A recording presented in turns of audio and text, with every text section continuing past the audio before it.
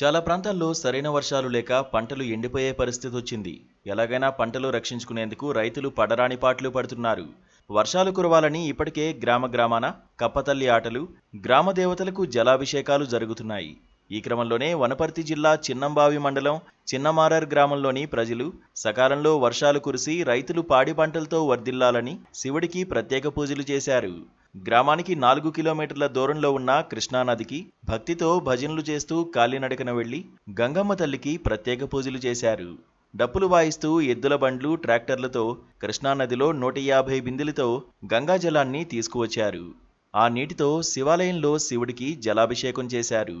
ఆలయంలోని శివలింగం పూర్తిగా మునిగిపోయేంత వరకు గంగాజలంతో అభిషేకం చేశారు. ఆలయ ఆవరణమంతా ఓం నమఃశివాయ నామస్మరణలతో మారుమోగాయి. మహిళలు బతుకమ్మలాడుతూ వర్షాలు సమృద్ధిగా కురవాలని వేడుకున్నారు. వర్షాలు లేకపోవడంతో పంటలు ఎండిపోతున్నాయని, వరుణదేవుడు కరుణించాలని గ్రామస్తులు, రైతులు అంటున్నారు. మేము శివాలయం నుండి భజనలతో చేసుకుంటా కృష్ణానదికి నీళ్లు తీసుకుంటాం. ఎద్దుల బండ్లు, ట్రాక్టర్లతోని 150 మందితోని పోయి 150 బిందెల నీళ్లు తీసుకొని వచ్చినాం.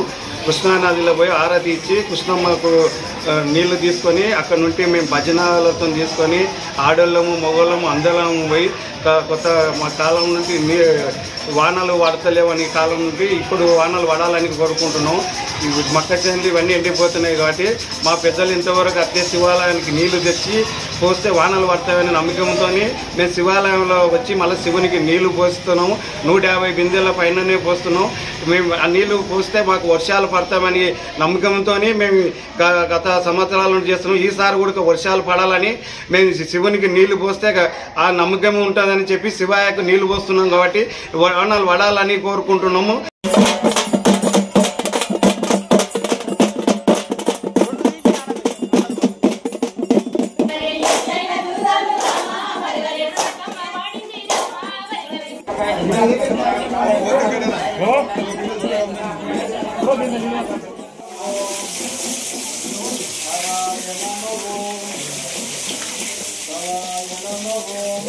నుంచి వచ్చిన ఆచారం కావున ఇది శ్రీ సురభి వెంకట కుమార బాలాదిత్య చేసిన దేవస్థానం కాదు. చాలా పురాతనమైన 12వ శతాబ్దం కట్టిన దేవస్థానం కాబట్టి చాలా పురాతనమైన దేవాలయం. ఇది తరతరాల నుంచి వచ్చిన ఆచారం కాబట్టి వారు గ్రామస్తులందరూ కృష్ణానదికి వెళ్ళి వాటర్ తెచ్చి స్వామివారికి అభిషేకం చేస్తున్నారు.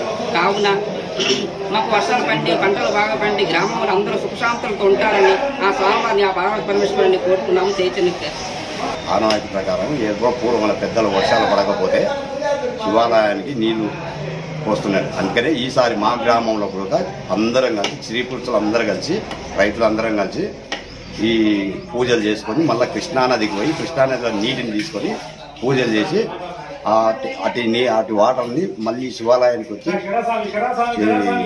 శివాలయానికి తెచ్చిన తర్వాత అందరు కలిసి మళ్ళీ శివాలయంలో నీళ్లు పోసి అభిషేకం చేసినారు. కాబట్టి వరుణదేవుడు కరుణిస్తాడు కనుక పూర్వంలో కూడా రైతులు అందరూ ఇట్టే చేస్తున్నాం. మా నమ్మకంతో ఇప్పుడు కూడా అదే విధంగా చేస్తున్నాం కనుక మాకు వర్షం పడితే బాగుంటుందని శివాలయాన్ని కోరుకుంటున్నాం.